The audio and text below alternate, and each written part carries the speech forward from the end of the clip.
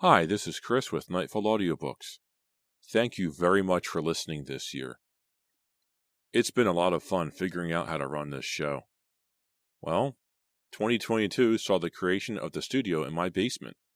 Hurricane Ida dumped 8 inches of water in my basement, and I was forced to remove some drywall from a small room below the kitchen. I decided, since I'm down here working anyway, I might as well convert that room into my gaming/recording studio. I replaced all of the damaged drywall. For sound insulation, I visited a bunch of Goodwill thrift stores with my uncle. I came home with $35 worth of blankets, quilts, curtains, and heavy tablecloths. I stapled that stuff directly to the drywall, so I can help isolate the noises of the basement from my studio. I noticed a huge increase in my recording quality after I did all this. I wish I had central air conditioning though, because it gets pretty warm down here. When I sit down to figure out the voices for the book I will be recording next, I find a name and run it through the text file to see how many times it shows up. If it's a couple hundred times, then I assign a voice. One instance where this didn't work too well was in Killer's Kiss. I assigned Vincent a voice, and he does a lot of things in the book, but his speaking parts are so small, I wasted a voice on him. Another instance where this failed was in Halloween Party. There were so many characters in the same room at once that I couldn't keep the voices straight. It was a real mess, and I apologize for that. But once I assign a character a voice, I record it in a tiny marble composition book I keep near my monitor, so when a character appears, I can refer to it and try to use that voice. I am not a trained voice actor, so my vocal range is a little limited. I can do a sexy, sultry female pretty well, and keep that consistent, and I love using the Valley Girl voice, but that's about all I can do. My voice has a ton of bass, and making it go higher is difficult to pull off, much less do it on command every time I need it for a character. When I sit down to record, I like to do at least 3 chapters. If a book is 18 chapters long, like Blind Date, then I will need 6 sessions to complete it, or a week and a half. Then I edit and put together the files and begin the next book. I only record a few times a week. Most of my books are read from EPUBs, text files, whatever I can get my hands on. Sometimes it's easier to use that than to read from the physical book. Like, I own Silent Night 2, but I read it from a text file. It makes it easier to see how long it will take to record a chapter and slice up the recording session. At the rate I am going, I need to record 2 Fear Street books, then a Super Chiller book, or a point horror novel.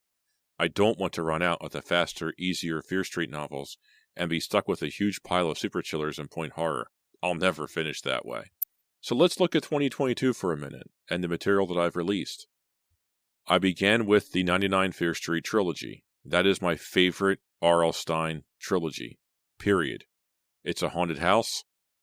You get to watch one of the main characters die, which is almost unheard of in Fear Street, or in general. The death process is never really covered in a novel, and I don't think I've read that since I've read 99 Fear Street, and I've read quite a bit of material. I began the Wrong Number duology. That is my favorite R.L. Stine duology, and I really couldn't wait to start that. I also began the Silent Night trilogy, and your Christmas novel was Silent Night 1 this year, and in 2023 it will be Silent Night 2, and in 2024 it will be Silent Night 3. 2023 will introduce a new format for the Thursday series. Instead of releasing a new episode the first Thursday of the month, I will be releasing a new episode every other Thursday of the month. This way you get more Thursday episodes per year instead of once a month or every 4 weeks, and I can tell 2 stories almost simultaneously. Ideally, you should be getting 78 episodes a year, which is around 12 to 13 books. That's quite a bit of material. Do I have plans for other authors? Absolutely. I want to do 2 Christopher Pike books. No, I will not be covering the Last Vampire series. That is already in audiobook format, and it's expertly done. I would love to do the Bifrost Guardian series by Mickey Zucker-Reichart, the Mouse and the Motorcycle trilogy by Beverly Cleary, and a few one-off books like The Week Mom Unplugged the TVs by Terry Wolfe Fellon. If I decide to do those books, I will add them as a different day of the week so I don't disrupt the R.L. Stine release schedule. Don't worry, I am not done with R.L. Stine just yet. I plan on completing all of the first run of the Fear Street series, the Super Chillers, the Cheerleader stuff, the 3 trilogies, 99 Fear Street, which I did, the Cataluna Chronicles, and the Fear Street Sagas trilogy. I hope you like Stein's Point horror stuff as much as I do, because I'm covering those too. I have no plans for, this is a big list now, Ghost of Fear Street Nights, Fear Street Seniors, Fear Street Sagas series, New Fear Street, the Fear Street relaunch, or Goosebumps 2000. That's a big list. With the series I have selected, it's around 90 books, and by the time I finish, I think I'll need a break from R.L. Stine.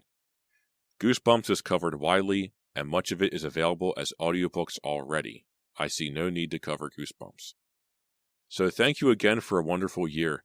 2022 was a blast to work on, and I cannot wait for you to hear what I have in store for you for 2023. Thank you very much for listening. I really appreciate it. If you want to get in touch with me, you can write me an email, nightfallaudiobooks@gmail.com, or check me out on YouTube, Nightfall Audiobooks. Feel free to like, comment, subscribe. I love reading your comments. Tell me anything. Suggest what I should read next. Tell your friends, tell your mom, tell whoever you think would like to listen to me read them tales from Fear Street. Thank you very much for listening in 2022, and I hope you enjoy 2023.